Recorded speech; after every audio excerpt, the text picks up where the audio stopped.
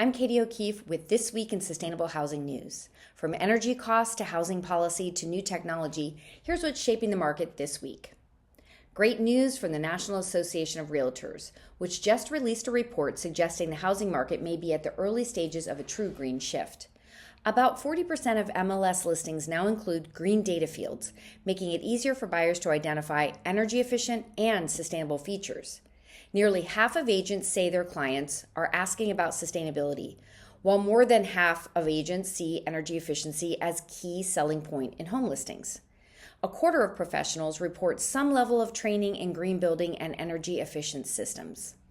Contrary to common misconceptions, over 40% of homes with green certifications spent neither more nor less time on the market. This dispels the notion that eco-friendly certifications hinder property marketability and highlights the growing acceptance of green certified homes among buyers.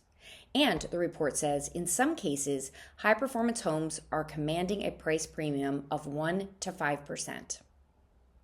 Well, once a beacon of energy efficiency in the Midwest, Kansas City's light is now a little dimmer.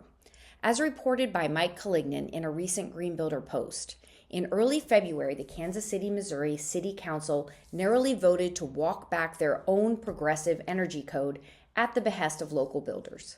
The ordinance rolls back wall R value, duct testing, and raised the ERI compliance number. It is essentially, as Mike points out, convincing consumers in the area that they live in Climate Zone 3 rather than the reality that they live in Climate Zone 5. Consumers will pay the price in increased utility bills. Read this important story on our website.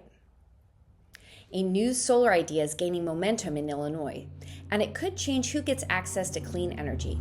Lawmakers are considering a bill that would allow plug-in balcony solar systems, giving apartment residents the ability to generate their own power without rooftop access. These small systems, already popular in parts of Europe, can plug directly into a unit's electrical system, making solar accessible to renters for the very first time. It's a simple way to expand solar adoption and lower energy bills. But it also raises new questions around safety, interconnection, and how utilities manage distributed generation at scale.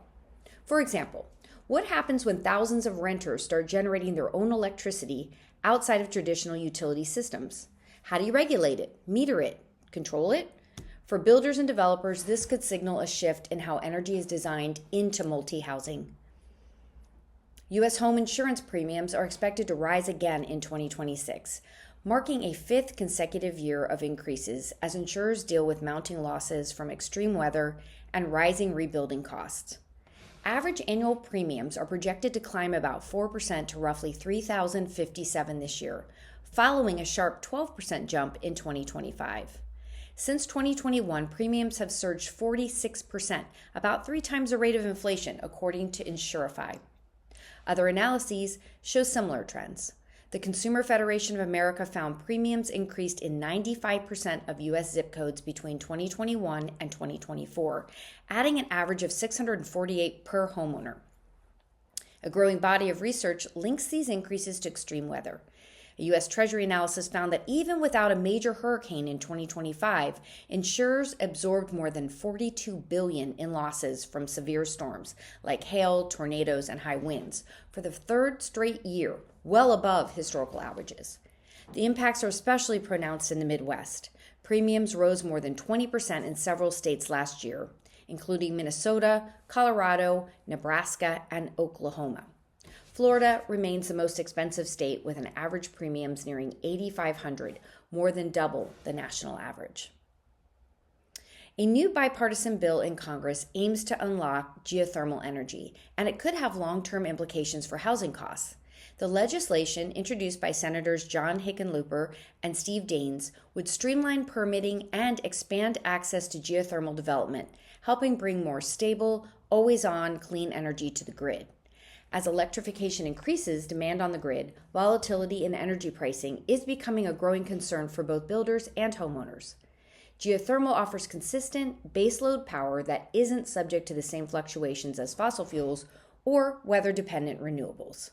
If scaled, it could make or help stabilize energy prices and make all-electric homes more predictable and affordable to operate over time. A school district in Austin is taking an unconventional approach to housing affordability. Austin ISD is redeveloping a former campus into affordable housing designed specifically to help educators live closer to where they work. The project reflects a growing challenge in many markets. Essential workers increasingly can't afford to live in the communities they serve. For builders and developers, it's an interesting model, repurposing underused public land to address housing shortages while supporting workforce stability.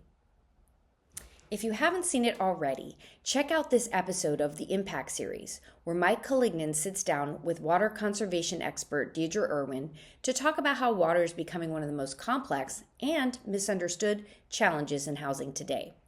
You can watch the full interview using the link in the show notes. But right now, check out this moment from their conversation. We get 52 inches of rainfall every year. And we're surrounded by lakes and rivers and springs. Some of the most prolific springs in the world are in Florida, in Central Florida. So there's an education, there's a story to be told to explain to them. And I have this one slide I use a lot with these raindrops, and it's the cost of water. So there's the cost of our traditional source and all the new sources. So it's a money problem. It's not a water problem. We're not like Arizona or New Mexico. We have options, but they're just going to cost a little more. And Florida's feeling that a little bit now. Our data point this week comes from Cognition Smart Data. Builders continue to face persistent labor shortages, with electricians, HVAC installers, and solar installers among the hardest trades to schedule. And that's starting to change how homes are built. According to the data, nearly 8 of 10 builders say easy-to-install products have a moderate to significant impact on reduced labor costs. As a result, builders are increasingly prioritizing products that simplify installation, from panelized wall systems to click-lock flooring, prefabricated wiring systems, and even plug-and-play solar solutions. The takeaway? Installation efficiency is quickly becoming as important as performance when builders select products. Since we covered solar on small scale earlier in this newscast, we'll stick with the theme and give a shout out to Sunbolt's Eclipse Solar Charging Umbrella as our editor's product pick of the week. This is a system that turns everyday outdoor seating into an off-grid energy hub with integrated solar panels, built-in battery storage, and fast USB charging. It delivers power without any connection to the grid. A new aluminum canopy option makes it durable enough for permanent installations. Builders and developers can include these in public spaces and parks in their new communities. Here's what's coming up on the events calendar. All the links for these are in our show notes. Sam Rashkin's Time to Scale Offsite Construction webinar will be held virtually on April 1st. On April 7th, you can learn how to stay ahead of evolving energy codes with an overview of key envelope design drivers in the 2024 IECC and ASHRAE 90.1 2022 at the Virtual Designing for Efficiency Envelope Considerations in Energy Codes.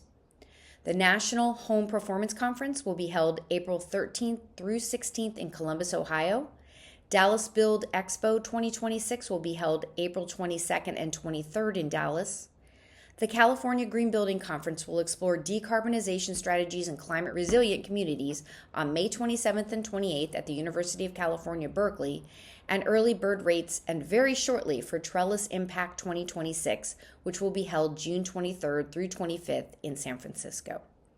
That catches you up for this week. Thanks for watching. Please subscribe and share our show with your industry colleagues. Before you click away, make sure you subscribe to the podcast wherever you listen.